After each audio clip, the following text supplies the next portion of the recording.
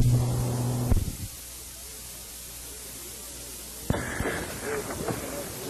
beginning another tape, and this interview, we're pleased to be in the living room of Isaiah and Zola Peck, down, we'll call it the Scale Community part of Marshall County. I'm Ray Mofield, with me is Shelby McCallum, and the program is sponsored locally in Marshall County by WCBL AM and FM. The tapes which will be produced will be donated to the Marshall County Library, to the Murray State University Pogue Oral History Library, and a copy will be kept permanently on file at the State Archives building in Frankfort, Kentucky. We're looking to save the culture through the memories of our older citizens, and Isaiah Peck is our interviewee, and we're going to ask him if he objects to telling how old he is. I'm 83-year-old. Well, Mr. Peck, were you born in Marshall County? Born right here on this hill. On the very, well, isn't that something? Was this your father's place? This is my father's place. Well, very good. That's one of the two of some dozen we've interviewed today who had inherited the place where they live. Your parents' names were? T.J. Peck, Tom Peck, and Melissa Peck. Would his name, by any accident, have been Thomas Jefferson? That's right. A lot of people whose name was T.J. were named after Thomas Jefferson. So I made a wild guess there and turned out we were right. Do you remember anything about any of your grandparents on either side of the family? My great-grandfather on both sides. Benjamin Peck and Bale Farmer. Your mother then was a farmer? Was a farmer. Uh-huh. And they were long-time residents of the area. Did you know enough about the family, Mr. Peck, to know if they came, say, from Virginia or North Carolina? No, I don't. I had the impression from what little I found out that they come here from North Carolina. Yes, sir. All right, there are a good many Pecks, of course, still in Marshall County, and quite a number of them around the Paducah area and so on. Since you grew up right here on this hill, did you go to school at Oak Valley? Oak Valley, sure did. We've found so many times in interviewing people today that there was a church and a school building side by side, like Union Hill and Church Grove. And the school was on the east side of the road, known as the Oak Valley Road, and the church is on the west side. Mm-hmm. They were just almost, well, you couldn't say side by side, but they were just opposite sides. Just opposite sides of the road. Was there a spring there? Was that the issue? Yes. We've also noticed that in so many cases where they located at school and a church building that there would be a spring nearby. There was one up east of the schoolhouse. Do you remember anything about any of your teachers, the names of any of them? I sure do. I don't remember the first one, but I went to Early Johnson, Walter Peck. Was that a relative of yours? Yes, it was. So was he any harder on you or easier, you think, because of being a relative? Well, it was around my first school. I don't recollect too much about it. Uh-huh. I knew of Mr. Walter Peck. Would that have been his father, perhaps, or Bill was his father. Uh-huh. Walter lives here still. Yes, yeah. But I imagine that goes back to a relative of his somewhere down the pike. Well, back in those days, around Oak Valley was all Pecks, and around Scale it was all Paces. I see. There were large families in those days. How many children were there in your family? Did you have any brothers and sisters? I had 5 sisters and 3 brothers, 2 brothers. That made 3 boys and the 5 girls, 8 altogether. Yeah. We'd call that a large family today. But in those days, of course, was an agricultural existence, so I guess the more mouths there were to feed, you had more hands to work. I suppose all of the kids did work back then. You did. Sure did. And the girls worked right along. My father died when I was 8 years old. And I had 4 sisters at home and 1 married when he died. That was in 1908. What was your favorite subject in school, Mr. Peck?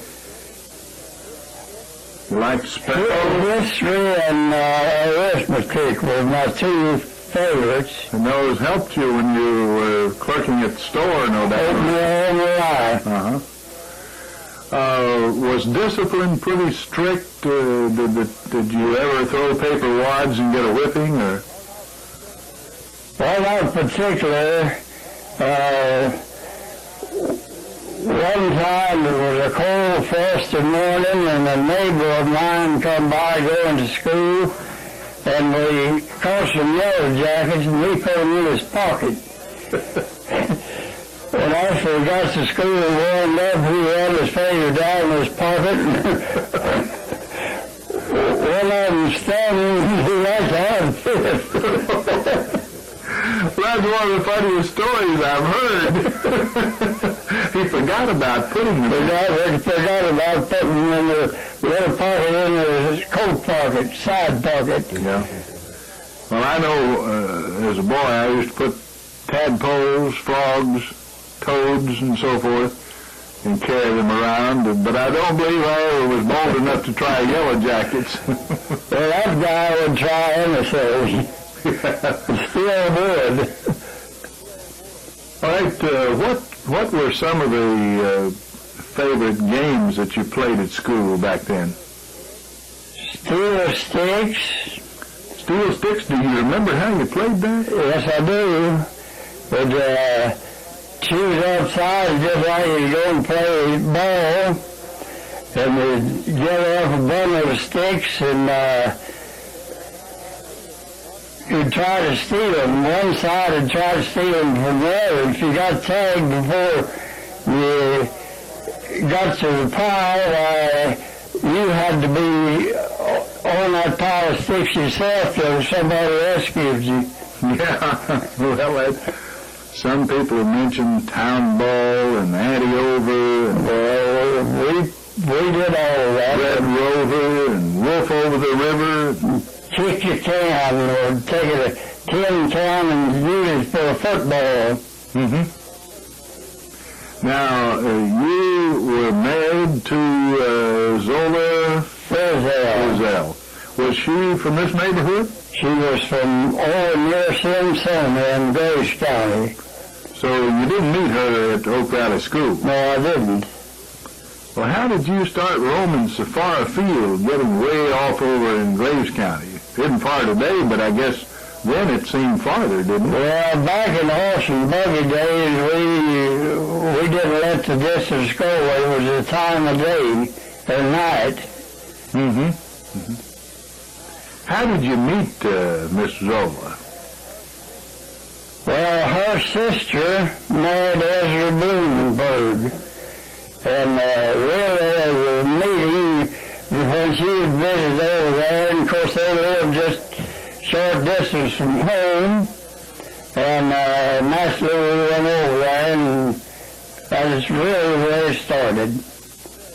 And that threw Miss Zola into your acquaintanceship, and did you fall in love at first sight, or? No. Took a little while to get. Quite a while. Shelby was saying earlier in the day that courtships lasted longer then, but seemed like the marriages did too.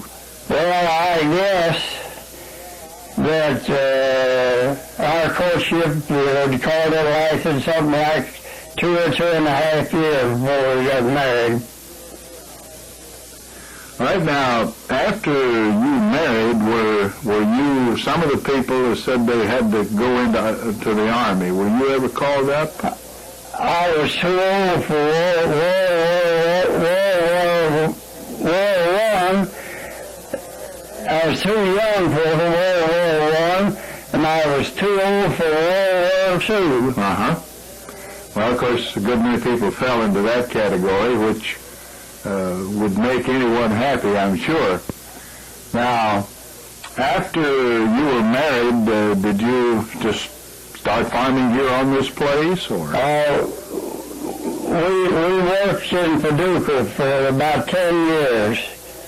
She worked at a shoe factory, and I worked in the produce business. International Shoe, and I remember. In fact, that company's still in town, I believe. Yeah, but it's not one that is international anymore. It has another name. Uh-huh. So you worked there about 10 years, and what made you decide to come back here? I got disabled. Uh-huh. Had to have a couple operations. So you're unable then to continue heavy... I was unable to continue. That's right. When you came back, when I first knew you, Mr. Peck, you're working in, I believe, Heath's store. He's hardware and furniture store at Benton. And I work for Paul Gallimore, the Western Auto store, and I work quite a bit for the Perry Elkins and Darren Mars, Martin Nelson's grocer. Oh, that was one of my dad's favorite hangouts, I recall. He'd go in there and laugh and talk about half of the day and eat some bologna and cheese and crackers and, for lunch. I guess that was quite a hangout in those days, wasn't it? Sure was. When you first went to Benton, what was the town like? Were the streets paved? No, they wasn't. They were gravel and full of potholes and mud holes when it rained, and they just a common place. Well, it was like so many towns of the same period. Now, to get to work from here to Benton, you had to cross Clark's River. What sort of a bridge do you use across there? Well, it's the one that's there now. The old covered bridge was... No. When I started to work at Benton, they had built... Already built highway, it was then 95. Yeah. Mm-hmm. I believe they opened that in 1929 as a gravel road and then paved it in 33. And, well, did you ever do very much farming here on the farm while you're working in Benton also? Just in a medium capacity. Did you have a tractor? I did. I used both. Uh-huh. First horses and then tractor. Let me ask you if you ever saw a rastus. I wore out too. I believe you know what I'm talking about. But that was a good little plow. It was one of the best plows you ever hitched a mule to. Brindley Hardy Company, Louisville, Kentucky. Had 3 shovels. I loved them much better than I did that double shovel. Oh, much better. Do better work. Of course, nearly everybody had a bull-tongue plow, a single shovel, I guess, to split middles with, and so on. Well, they used that to lay off the corn ground and tobacco ground, and they dropped their corn by hand. They didn't have corn drills. Didn't have corn drill, very few. You could plow it both ways then. Yeah. Just like tobacco. That's right. I've heard my father talk about that, but when I got old enough to remember, he had a one-row corn drill called a Campbell, and it had a little, it had a brush somewhat like a shaving brush in it that regulated the dropping of the grains. I've got one of them sitting over here in the shed. It's born now. That ought to be worth a fortune. Yeah, a Campbell corn drill. And then finally, he got a J.I. case, one-row cultivator, but you worked 2 horses or mules to it, and you could ride. And you could change those shovels around, and did you ever bar out any corn, as they called it? You could turn it one way and bar it off and the other way and throw the dirt back to it, hill it up. Mm-hmm. Very good. When we didn't have the sprays, though, I guess you've chopped a lot of corn with a gooseneck hoe. Plenty of it. You had to go through and cut out the big weeds and sometimes grass if you couldn't apply it. We had what we called a morning good, and you could cut them down today and tomorrow they'd be up again. Wrapping around the corn stalks, yeah. Did you grow any tobacco? That was all the money crop we had back in those days, was tobacco. And everybody raised a crop of sorghum, and when they had surplus, we sold sorghum molasses. I remember that, and that was a fun time to me. When I was a kid, my dad would always have a crop of sorghum each year, and there'd always be somebody in the area with a mill, and you'd take it and grind it. The part I didn't like about it was stripping the fodder. Do you remember that stuff that burned your neck? I sure do. Well, that's right. Now, the first time I had to go to sorghum, making sorghum, I remember an accident that I had. Did you ever hear of anybody that stepped in the skimming hole? I shared several people involved. I had a mill myself for about 3 or 4 years, and somebody come around and get out of place, I just give them a little shove and dump them off. In the skimming hole, and that took care of them. There was quite an art at cooking those molasses to make them clear and good, wasn't there? There sure was. You had to keep that, what we call the skimmings, green skimmings, you had to keep that off. Back before they got up to the front of the pan where the molasses was.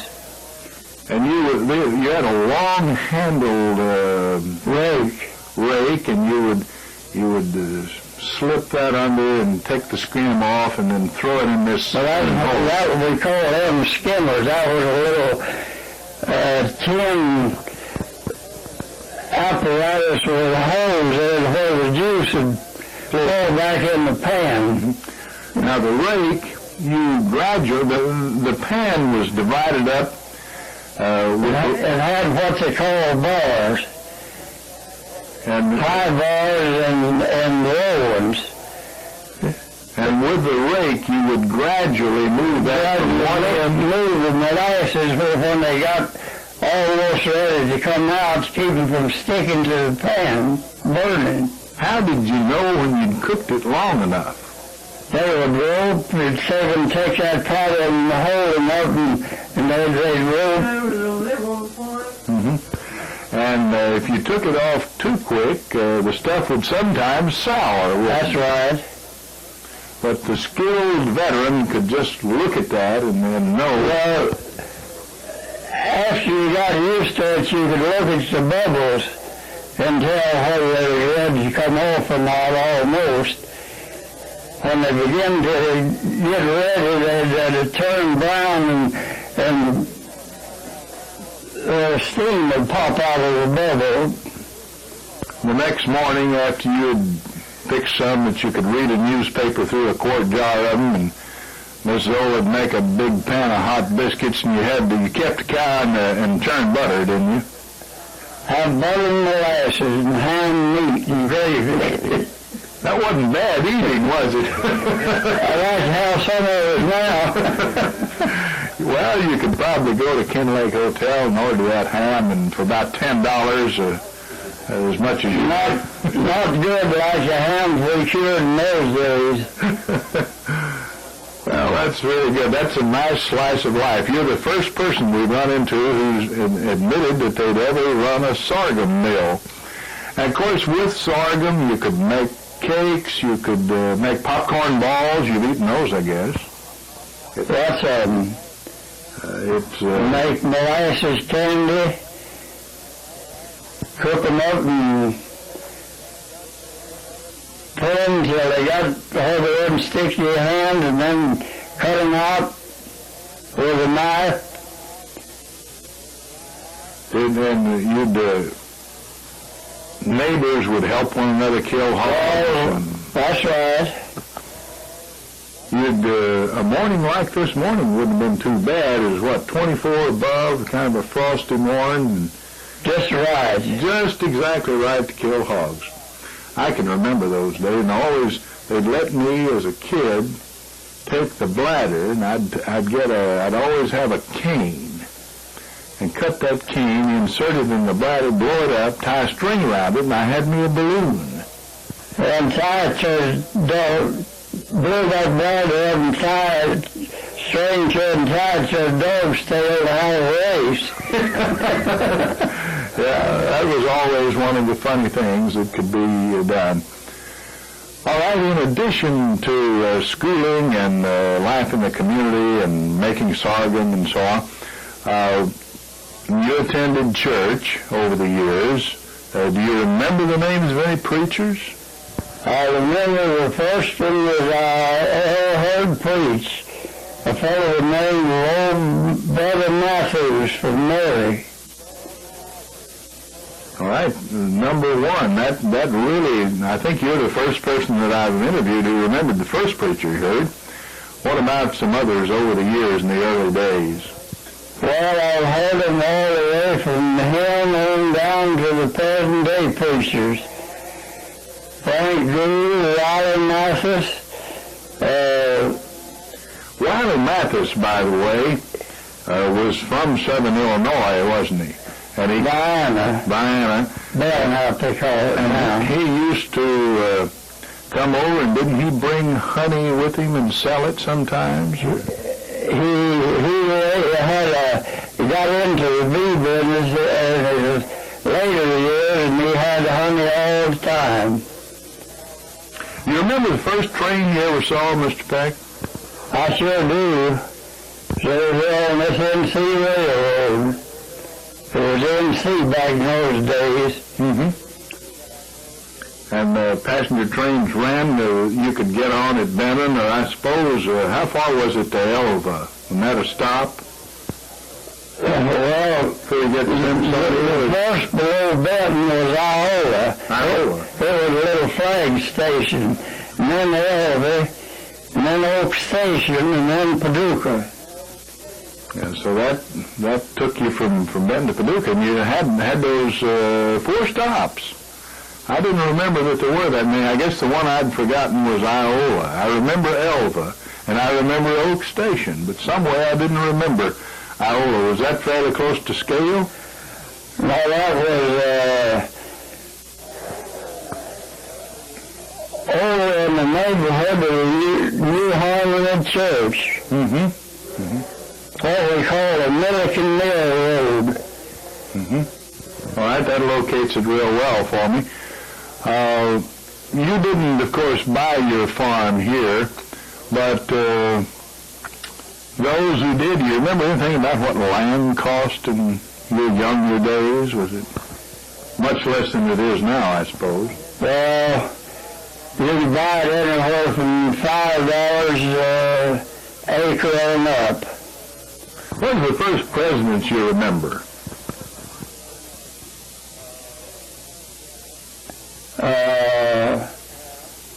William Howard Taft. William Howard Taft. Now he followed Theodore Roosevelt, so that goes back a long, long ways. And I remember Theodore Roosevelt and then Taft. Roosevelt lived a good many years, of course, after having served in the presidency. Then you came up to, so you remembered from Taft and Woodrow Wilson. And I remember all of them from Teddy Roosevelt down to Reagan. All right, what about life in the Depression? We've talked to several people who said that they were farmers in West Kentucky, and 2 or 3 have said they really didn't know there was a Depression. They'd always lived that way. They had plenty to eat and no money. Was that about your experience? Pretty much so. Of course, what they call the Depression was a little harder because you couldn't get a hold for $1 for love or anything else. Mm-hmm. Yeah, I remember one year that my father had a little difficulty saving up enough money to buy the salt to salt his meat. You know, he always killed at least 2 hogs. Yeah. But that was 33. And I guess that was the real depth of the Depression. And he hadn't sold his tobacco yet, and nobody was hiring for anything. He'd usually hire out and help people gather corn. But that year, nobody was hiring. Nobody had any money, so I forgot exactly how they managed it, but eventually he got $1 to buy enough salt to salt down the meat. And that's not the worst experience I remember during the Depression, I suppose. Well, we have just about 2 or 3 more minutes here. Shelby, do you want to come in and ask your question you've asked all day? We've asked about the Depression a lot, and I used to talk to my good friend Roman Trevathan. I grew up in Humboldt, Tennessee. The banks, most of the banks in our area failed, and he used to like to brag that neither bank here failed. Have you got any observation on that? Well, the 2 banks, the Bank of Marshall County and the Bank of Benton, were solvent, but President Roosevelt closed all of the banks. In the day the banks was closed, I was sitting at the platform in East St. Louis with a car poultry. I was a caretaker, and when I got into New York, and the place of unloading like we had, why, they had to pay cash for it right over the platform. And I was about 3 to 4 hours unloading the 18,000-pound car poultry, because when they weigh up a few cups to deal, why, they had to sit down there and figure it up and pay for it right there over the board. Well, talking about our banks not failing again, the present president of the Bank of Marshall County said the reason neither one of these banks could fail is neither one of them had any money loaned out. They were too conservative. They didn't have any wild loans made. They had money loaned out, but it was all 100% taken care of. Well, that's about what he said. It was conservative. I'll ask you one final question, Mr. Peck. If you had your life to live over again, would it still be here in Marshall County? I think it would. I don't know of a better place anywhere. That's fine, and that's the answer we wanted. You are the 12th person we've asked that question, and we've got the same answer from every one of them. Well, I have no regrets. There's one thing I would like to say if I have time. is talking about life in Marshall County. Now, I'd like to give you just a few words of history of Marshall County. I can remember when you'd done any work and had any claim against the county, you had to shave that 10 cents to the dollar to get your money. Marshall County couldn't pay their debts. Well, Marshall County wasn't alone. It's been nice talking to you. And Dr. Faust and Benton had all those claims at 10 cents on the dollar. Well, Dr. Faust, eventually they paid off. Yeah. When they long up about April along there, when they got the tax money all collected, well, then they'd pay him off. Mm-hmm. But we had to have our money to eat. Well, we thank you so much. Dr. Faust was a very close friend, of course, of Shelby. We enjoyed visiting today, as we said at the beginning, in the home of Isaiah and Zola Peck near Scale in Marshall County, Kentucky. And for the past 30 minutes, you've heard the interview. I'm Ray Mofield. You also heard Shelby McCallum. And the program is paid for by WCBL AM and FM, with the tapes going to the perpetual use of the library at Marshall County at Murray State University and at the archives in our state capitol in Frankfort. And that's our broadcast for today.